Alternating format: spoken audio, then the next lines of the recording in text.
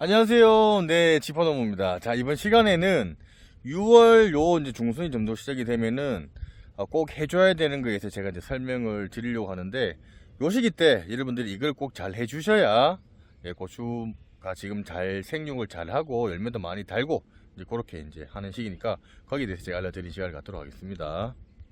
자, 여기는 이제 5월 저희가 5일날 이제 고추를 심어놓은 곳이에요. 심어놓은 곳인데, 요 보시면은 지금 상당히 고추 모종이 지금 잘 자라고 있습니다. 보시면은 대공도 굵죠. 제 이제 뭐 새끼손가락 정도 되는 굵기로 해서 이렇게 올라와서 제가 이제 겨순 작업을 이제 해줬는데, 이렇게 지금 새순이 지금 이제 또 겨순이 올라오죠.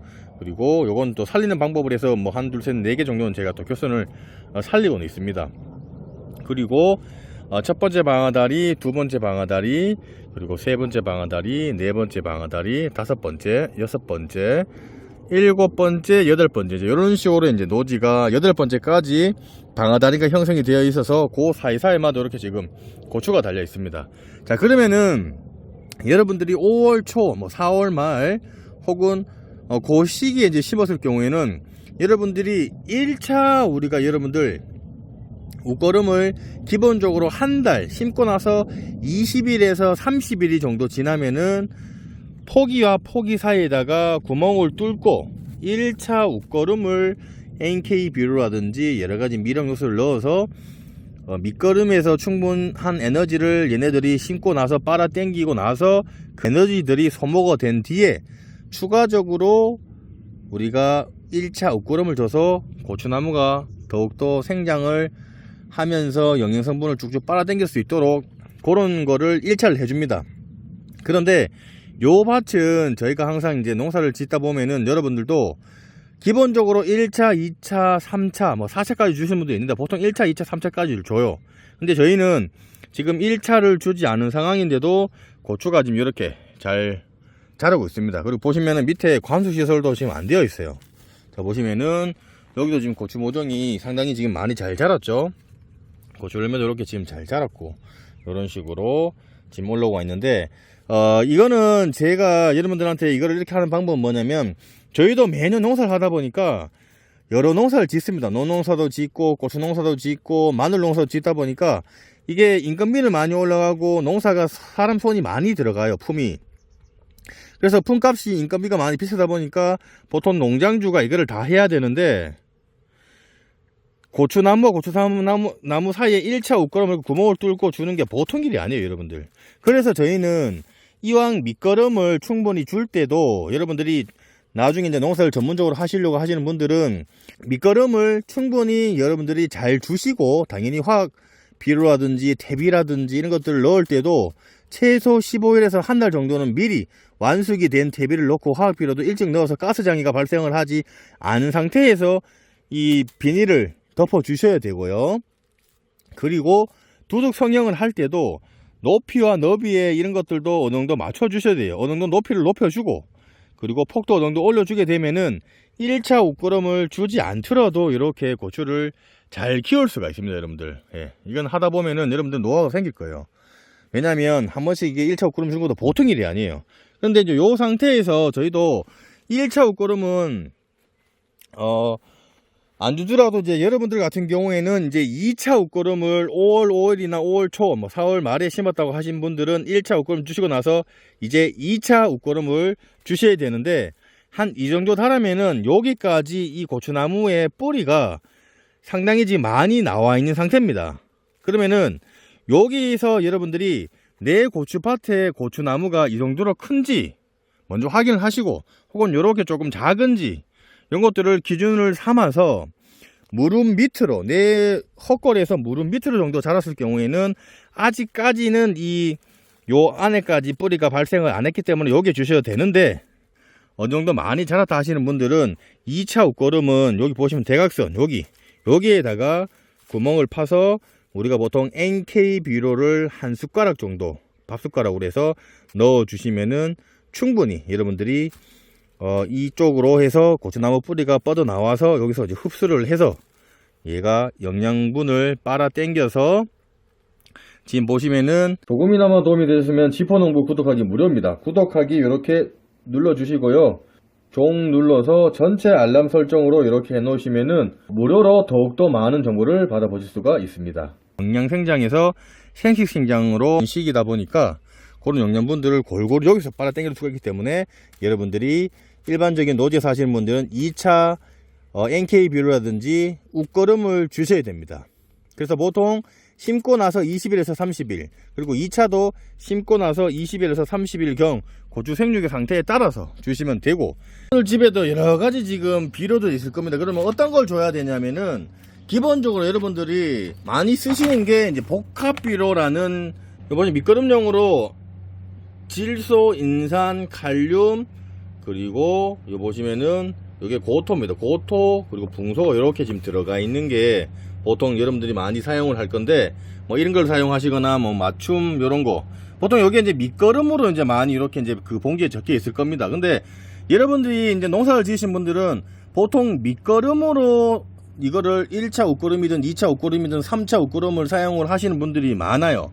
이거를 하지 말라는 건 아닙니다. 예전에 저희 할아버지 때도 또 아버지 때도 요거를 복합비료를 보통 1차, 2차, 3차 웃거름으로도 같이 줬어요. 왜냐면 거기도 인산이라든지 칼리라든지 붕소가 많이 들어가 있어 갖고 더 복합적으로 식물들이 흡수하는데 도움이 된다고 줬는데, 이거를 이제는 왜 안 주냐면은 인산이라는 애가 우리가 밑거름으로 충분히 많이 들어갔을 경우에 작물 작기 동안 얘네들이 그 다음까지 잘 안 녹는다고, 그래서 보통 우리가 인산을 조금 이 수치를 내리고 이제 뭐가 나왔냐 하면은 요 보시면은 추비 보면 18, 1, 9 인산이 많이 숫자가 많이 줄어져서 NK 비료로 추가 비료라고 이렇게 나오는 것들이 이제 많이 나오고 있습니다.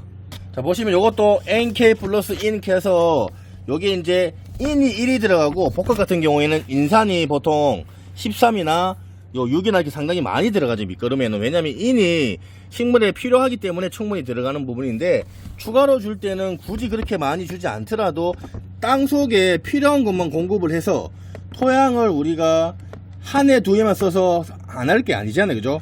장기적으로 봤을 때 거기에 굳이 필요치 않은 그런 비료들을 뺀 그런 이제 추가 비료를 많이 사용을 하고 있습니다. 그래서 우리가 보통 여러분들도 이런 밑거름을 사용을 하셔서 1차, 2차, 3차까지 주시는 건 상관이 없지만, 앞으로는 이렇게 NK 추가 비료가 들어가 있는 웃비료 전용 비료를 주시는 게 나중에 후손들 뿐만 아니라 땅을 위해서 낫다는 점을 여러분들한테 알려드리고요. 그래도 보시면은 기본적으로 NK 비료 같은 거 밥 한 숟가락 정도, 요 한 숟가락 정도면 충분합니다. 그래서 20일에서 한 30일 간격으로 그 고추나무가 생육하는 상태에 따라서, 어느 정도 자량에 따라서 한 20일에서 30일, 일반인 분들은 심고 나서 한 20에서 25일 정도 지나면 요거 주시고, 그리고 또 이따가 20에서 25일 있다가 요거를 해서 여러분들이 주시면 됩니다. 그래서 여러분들이 뭐 고형 비료라든지, 그리고 값비싼 지금 뭐 비료들이 상당히 많이 나오고 있습니다. 뭐 질산태 질소, 뭐 암모늄태 질소 이래서 식물들이 더 흡수를 잘한다 그래서 가격이 비싼 거를 여러분들이 사용을 하시는데, 이런 것도 편하긴 편하지만은 대농들도 이런 걸 잘 안 써요, 여러분들. 보통 대농들도 이런 걸 쓰지 않고 보통 많이 쓰는 게, 보통 대농들도 기본적으로 비싼 거를 안 쓰려고 합니다. 왜냐하면 농사 지보면 아시겠지만 가격도 얼마 안 나오다 보니까 가장 일반적인 게 가장 보편적인 거예요. 그래서 예전에 복합을 썼으면은 이제는 NK만 혹은 NK 전용 추가 비료로 해갖고 여러분들이 주시면은 가장 여러분들 제일 편합니다. 그리고 요거 보시면은 요런 거 보시면 20kg에서 뭐 15kg 이런 거 사놓으면은 덮어 사시는 분들은 진짜 뭐 거의 뭐 오랫동안 쓰실 수가 있기 때문에, 가격이 비싼 것도 당연히 효과가 좋은 것도 많기는 많습니다. 그러나 여러분들 머리도 아프고 솔직히 농사 해갖고 돈도 많이 안 됩니다. 그렇기 때문에 가장 일반적인 거를 제가 이제 설명을 드리니까, 여러분들이 밑거름 사용하시는 분들 밑거름 사용하셔도 되지만은, 복합비료 사용하셔도 되지만은, 이제는 NK 추가비료로 여러분들이 주시면은 더욱 좋다는 점 참고를 하시면 좋을 것 같습니다.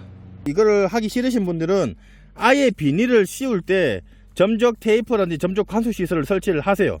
전문적으로 하시는 분들은 요즘은 다 그렇게 해요. 왜냐면 비가 올 때 또 오고 안 올 때 안 오기 때문에 그 관수나 점적 테이프를 통해서 내가 물 주고 싶을 때 물 줄 수가 있고, 영양 공급을 할 때도 내가 꾸준히 줄 수가 있는 그런 장점이 있는 반면에 단점은 일이 많고 자재값이 좀 들어간다는 얘기죠. 그래서 여러분들이 그 점을 참고하셔 갖고 그 방법을 하셔서 하시면 되고, 좌우로 당연히 주시면 더욱 좋은데 그게 일이 많잖아요, 그죠? 그렇게 하시는 방법이 있고, 가장 원래 우리가 이쪽을 구멍을 뚫고 주는 이유가 뭐냐면은 식물들이 흡수를 가장 많이 하고 빨리 할 수 있는 부분이 뿌리 주위로 줬을 때 뿌리 흡수가 원래는 흡수가 더 잘 되고 더 많이 합니다.